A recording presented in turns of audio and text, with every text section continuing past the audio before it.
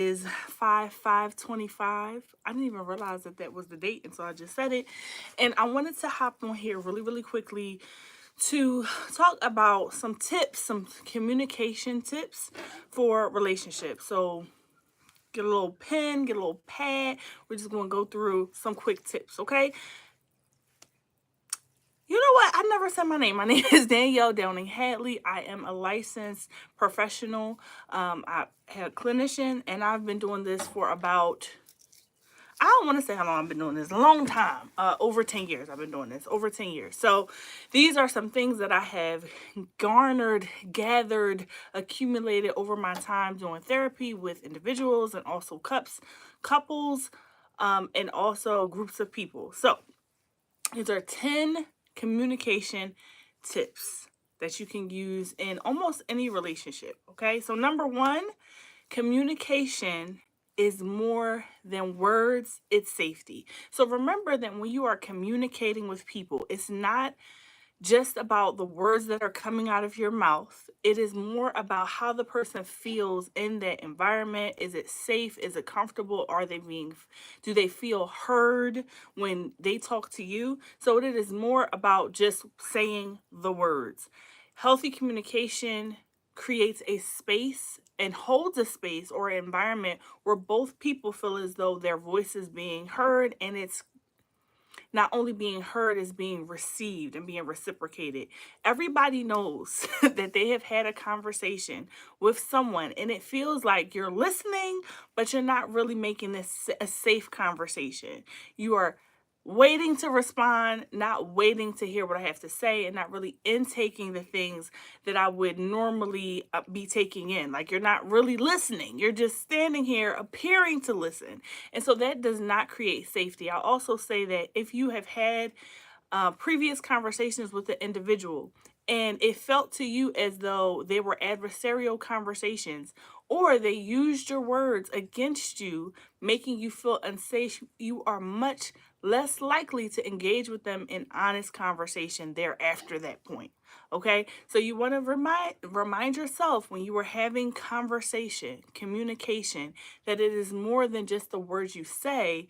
It is about creating a safe space and a safe environment, because communication is more than words. Number two, unexpected expectations create resentment. Unspoken expectations create resentment. So the Bible says that the small foxes spoil the vine. So you want to be very careful of those very small foxes, because they spoil the vine. So when we, hi homebody Trish, welcome to the live. When we expect the other person in the conversation, the other person in the relationship, whether this is romantic or otherwise, to just know. And I know I've done this as a wife, as a mom. You say something over and over again, you expect them to get it. You're like, now, if I had to say this one more good time, y'all should know by now, right? We talked about should before. Y'all should know by now that this is what I expect and this is what I want. Yes, why, yes, they should. But when I put the expectation out there, or I'm sorry, I don't put the expectation out there and just assume that they should know, then when they don't follow through, they don't do what I asked them to do, or not ask them, right? Assume that they would. When they fall short in some way, I am now blaming them for something that that I never asked for them to do, right? When you expect your partner to just know, you set them up for failure. And I know sometimes we do this intentionally. It's like, I'm going to leave this, not going to name no names because I know somebody who does this, but I'm going to leave this lip gloss on the floor and see if anybody deigns, anybody has the care and concern to pick it up and put it in its rightful place. When I do that, and I never ask them to, like, hey, clean the floor, make sure the floor is clean when I get home, then I have set them up to fail. And when you set people up to fail, you set yourself up for the inevitable disappointment that is going to happen afterwards.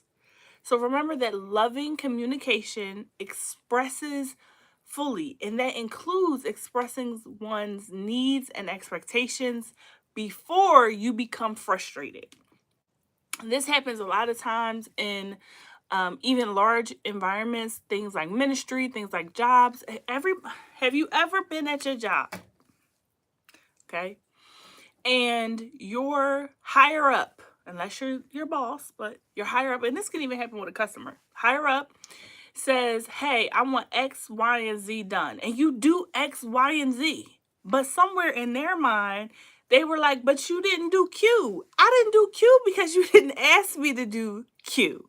You didn't ask me to do that. So you have to be very cognizant of unspoken expectations. And if you acknowledge that you have an unspoken expectation, you might want to be lenient of holding people accountable for things that you never actually said. Okay. Hi, Liliana. Welcome to the live. Okay, so that's number one. And number two, communication is more than words. It's also safety in the environment you create. Number two, unexpected expectations create silent resentment. And I don't know if females do this more. I have heard people assume and make the assertion that women are the one who set a standard and have these kind of unspoken expectations. I'm not going to say that that's 100% true. I believe that people in general have lists of expectations, and they also have how can I explain it? It's like a number in their head. Like for me, it's like if I told you something 4 times, you should know by now. But remember, other people have a number too. And it might not be the same as your number. Repetition is important. And also, before somebody does something, creating the expectation in that moment versus relying on the past experience. Okay. Number 3, conflict does not mean, I don't like this. I'm about to tell y'all, but I don't like it myself. Conflict does not mean that you're failing, it means that you are growing. A lot of times in relationships, people will avoid conflict as a way to keep the peace. It's like, no, we don't argue because we don't have any, and this is not targeted to anybody, but like we don't have conflicts because we never disagree, right? That is possible, and that is a aspirational goal for some people.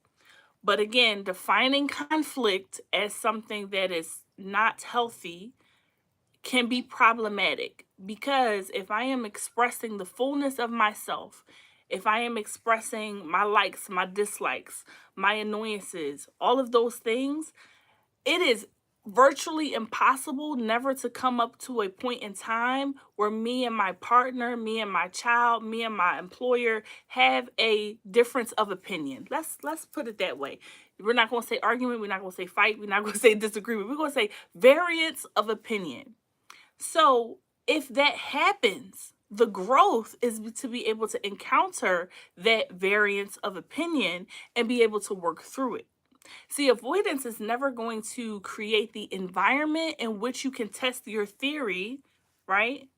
Of making if of can we solve this? Can we resolve this difference or variance of opinion without walking away, without being stonewalling, without being ugly, without cussing, without physically fighting? The only way I can test that theory is to actually come up upon a variance of opinion. Avoidance does not keep the peace. Avoidance does not keep the peace. It just postpones the inevitable argument that's going to happen. I'll give you an example. Early on in my relationship, and I've shared this story before, so I'm not telling nobody's business. There is you're trying to do the perfect thing. You're trying to make sure that everything is right and everything is perfect. And so you avoid the tough conversations. Fast forward 5 years, 6 years, you're like, one person feels like they have been inevitably wronged and slighted because they have been the one who has always changed, always adjusted to make the other person comfortable. And what does that make the person feel like? You don't listen to me, you don't value me, you don't love me, you don't care about me, you don't support me. And again, all of this was if you would have had the tough conversation, right? Food choices. Let's just say, good afternoon, Jay. Let's just say, I don't like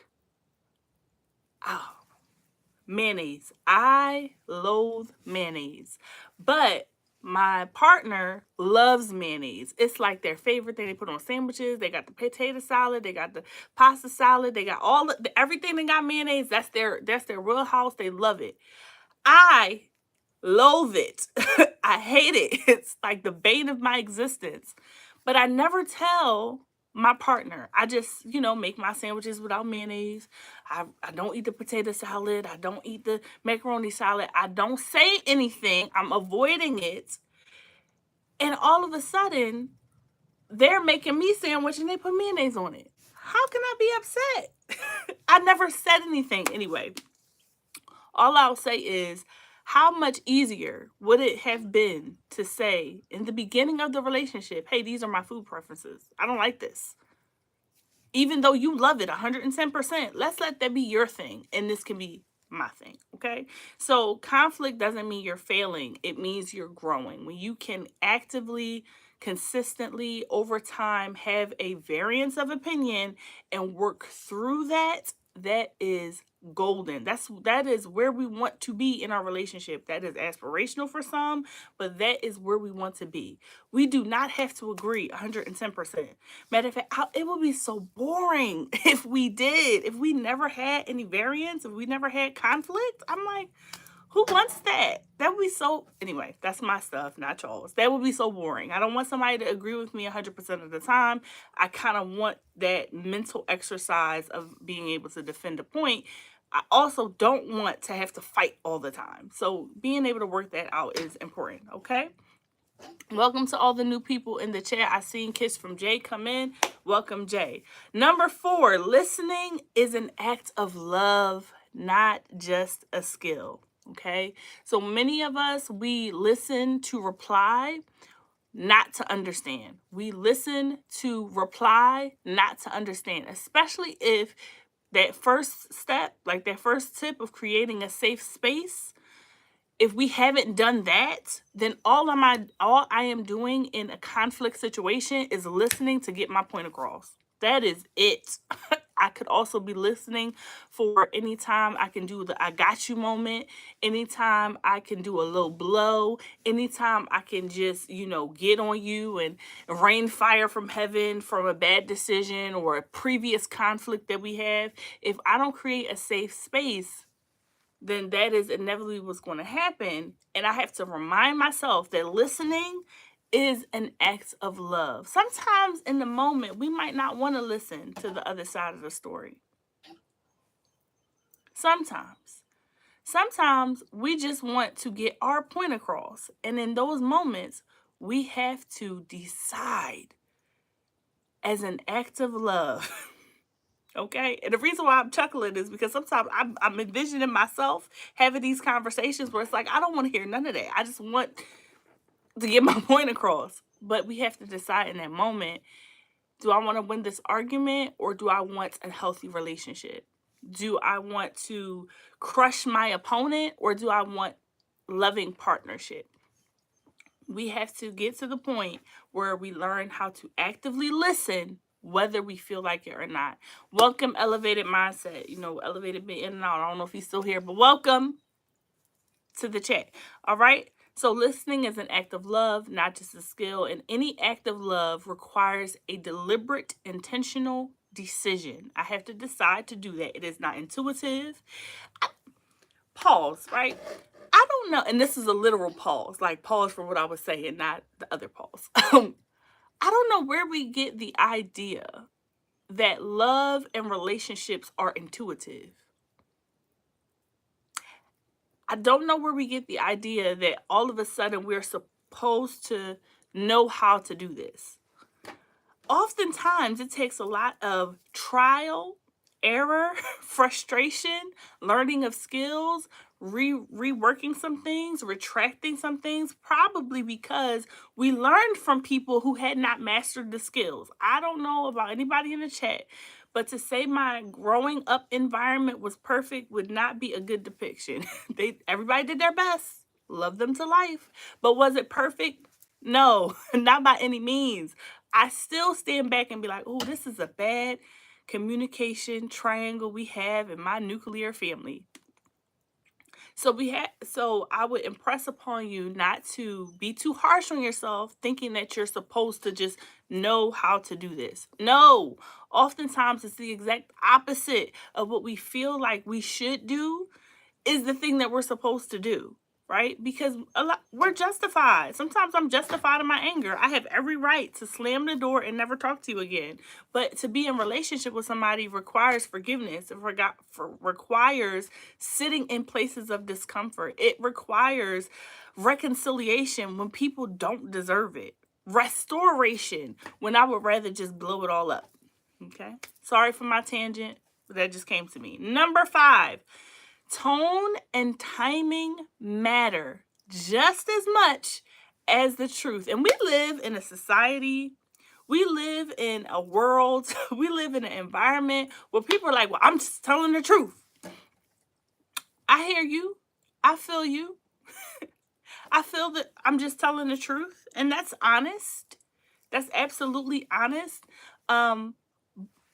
I don't know if you guys are old enough, some of you in the chat, to remember when it was a segment called When Keeping It Real Goes Wrong, right? So people want to just keep it real and not understand that these are real relationships and real people and places, and your tone matters just as much as the timing, right? Tone and timing matter just as much as the truth. If you tell me the right thing in the wrong way, it still feels just as wrong. It negates, if I do the right thing in the wrong way, it negates the rightness of the action, meaning it's not packaged well and it's hard for me to receive it, even if you're telling me the truth. All right. Welcome to Faith Marie Unscripted and welcome Tampa's Creek Homestead. I just want to say hi to y'all. I was getting fired up. I apologize. Faith said, tone is the one thing that can keep us on track or derail the whole conversation. You preach, ma'am. You preach. That is absolutely true. Because we all know that it is so our animals, right? If you are a pet person, they don't know English. People swear up and down. They're like, they know English. They know when I say they know. Okay. What they know is tone and inflection. So it is almost a language in and of itself. So if I say, we know as certain populations of people, we can say the same word, but because the inflection is different, it means something totally different, right? You can say, I'm trying to think of an example. There are words that have multiple meanings depending on how you say it. Things like, it could be whatever, right? You can say it could be whatever. Or you can be like, oh, it could be whatever, right? You can say, what is another one? Word. That's another one. You can say word in agreement. Or you can be like, word?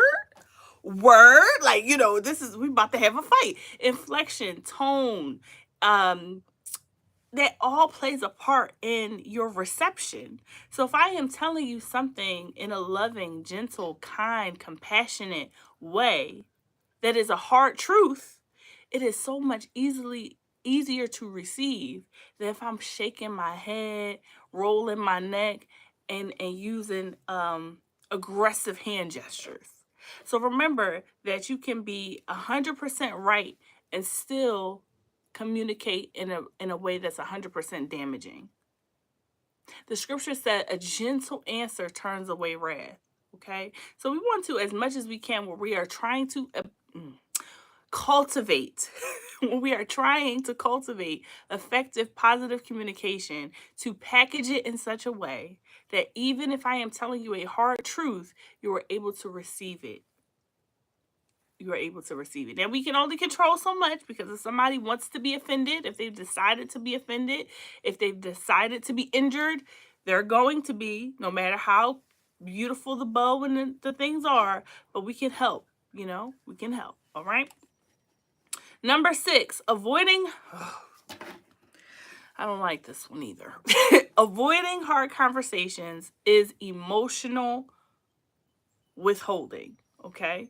This can be particularly difficult for people that are introverts because it feels safe to withdraw, to retreat, withdraw and retreat, to push things down, to deal with things internally. It feels more comfortable, right? And silence in those moments can feel like safety, but in relationships, that can become a form of punishment to the other person, especially if they are not an introvert, if they are the person who is an external processor, if they need to talk it out. It can be injurious to the relationship if you are always withholding your emotions, withholding your commentary, withholding your affection, withholding yourself because you want to be safe. Remember how we talked about love being the center of this thing? Sometimes love requires me to go outside of my own comfort zone. Okay. So God didn't design love to have emotional distance. So we want to make sure that we are being open in those times and sitting in the discomfort of having hard conversations. Okay. Number 7, you can disagree without dishonoring someone. You can disagree. I do not want people to think that they're supposed to be yes people. They're always supposed to be nodding yes. I was watching a Netflix series the other day, and one of the things that was said, it was the name of the series is called Four Seasons, and there was a situation where the adult the adult daughter of a divorced man. It was a great show, by the way, if you got time to watch it. She puts on this whole production of a play, which is her drama, like a final drama about the impact that her dad's divorce had on her emotionally, psychologically. And in the play, the daughter depicted the now girlfriend of the divorced father, right? Now girlfriend of the divorced father as not a witch, the mom was the witch, a blow up doll. And the girlfriend was in the audience. So needless to say, this caused some contention in the family because she was like, oh my, the father was like, oh my gosh, you made my girlfriend a blow up doll, kicked her off the street, like curb stomped her on the stage as a blow up doll. And he was infuriated. He was hurt. He said, you have to apologize. Okay, sorry for the story time. Watch the movie. Watch the series. But the response, the outside influence, the mother said, I need you to hear what she said and not critique how she is saying it. Now, wow, that might not have been the best way to articulate one's feelings. Her feelings were still valid. The goal is to be able to express one's feeling without dishonoring the other person. Okay? Respect is not an agreement, it's how you treat someone while you are disagreeing. Again, adding all the things that we said together. You can disagree. Disagreement, yes, it's live. Disagreement is functional. It is purposeful. It has a place in healthy relationships.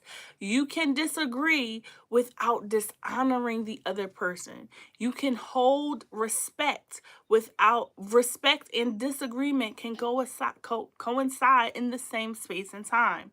So remember, respect is not agreement. It is how you treat someone while you disagree. Mature communication means holding tension without attacking the character of the other person. It is an immature response to attack a person instead of the disagreement or the argument or even the idea that the person has. There are times where we disagree, right? This is why I don't go live, because I'm easily distracted. There are times when we can disagree and still hold the respect and care and concern for the other person. Okay? Be mindful of that when you are having these communication issues. Right? Let me check the chat. Is this live? Yes, this is live. I disagree with you not going live more. I've been trying to go live more. All right. Number 8. This one is a good one, because we took a lot of these therapeutic interventions and therapy words and buzzwords, and we have used them incorrectly. So emotionally honest people still need boundaries. Still need boundaries. This is very much related to the previous point of, you don't have to say the truth. Just because it's the truth doesn't mean you have to say it, just plain and simple. Okay? It is good to be vulnerable. But vulnerability without boundaries becomes oversharing, and it's almost a manipulation tactic. Okay? It can be used as manipulation. When I say my feelings in efforts to make you change who you are as a person, that is not fair. I mean, that's not fair. That's emotional dumping, and it's manipulation. So if I say, hey, you make me upset when you do X, Y, and Z, I don't think you should do it anymore. That is manipulation, because I care enough about you not to make you upset, although I disagree with that premise. That's manipulation. No, let's have a conversation. Okay, so you're triggered by this action. How can we work together? Honest people still need boundaries. You don't have to say everything that comes to your head. Sometimes you need to take it, process it, then discuss it. Okay? Mature communication means holding tension without attacking other people, and healthy communication includes mutual regulation of one's thoughts, feelings, behaviors, not just raw expression of them. Okay? Raw expression of them. Everyone has had a conversation where they have said something in a moment, even though they meant it in the moment. It might have been the truth in the moment, but as soon as it came out of their mouth, they said, oh, I wish I didn't say that. Mature regulation. Only immature people cannot control how they say something, when they say something, right? We don't expect toddlers. I give y'all an example. I was on the bus with my son. He was probably about 3 years old, and we're on the bus in West Philly. I think it was the Eid. Okay, if I remember correctly, it was the Eid, and so we stopped at 52nd Street, and about 13, 14 Muslim women came in to the bus, and they all had on the hijab and their face was covered, right? And my son said, Mom, look, ninjas. And I remember saying, I was mortified. And what did the young lady say? She said, you know what? It's okay. That's a baby, right? And so I say that to say we immediately excuse the behavior because that's a child. A child doesn't know to have inside thoughts. A child doesn't know the context of what's happening. All my baby knew is that this looks like a thing, and I'm going to call it that thing, and I'm going to announce to the whole bus that the whole squad of ninjas just got on the bus, okay? And so I said, again, saying all of that to say, we want to make sure we have mutual self-regulation in our conversations, okay? Number 9, check assumptions before you react. Check assumptions before you react. Much of our communication is driven by assumptions. When we do not allow the person to say their thoughts, their feelings, their viewpoint, their perspective, that limits the amount of communication that can happen. So if I already have a preconceived notion of what you're about to say, how you're about to respond, what you're about to do, I am not being fair in my listening to you. I am listening with like a filter. It's distorted because I already determined what you're going to say. That is not fair. So slow down and ask things like, what did you mean by that? I heard what you said, but what did you mean by that? What did you mean when you said it? Okay. Instead of reacting to whatever it is that you think they meant, actually ask them and believe them when they say it. Because I've sat with so many couples. My God, I've done this myself. I'm not even gonna put that on the couples. I'm gonna say I've done this myself. Where my spouse, my partner, my person I'm in relationship has said a thing and I didn't hear what they said. I heard my past, I heard my trauma, I heard the thing that they said previous to that. And so even in this moment where it actually meant what they said, I turned it into something else. Things like, I'm sorry. If you heard them say sorry before, but last time they didn't mean it, assuming that they don't mean it this time is not fair, and it's not growth. It is capitating your relationship at one specific spot. You cannot move past your preconception. So check your assumptions before you react. Instead of doing that mental thing where we transform it into the what I think you said, actually hear what they're saying. Okay, I hear you saying X, Y, and Z. Is that what you meant? Okay. And number 10, this is my last point. Number 10 is prayer can heal what words cannot. So if you are a person of faith, when communication is hard, words can feel difficult. They can come slowly. They can feel heavy.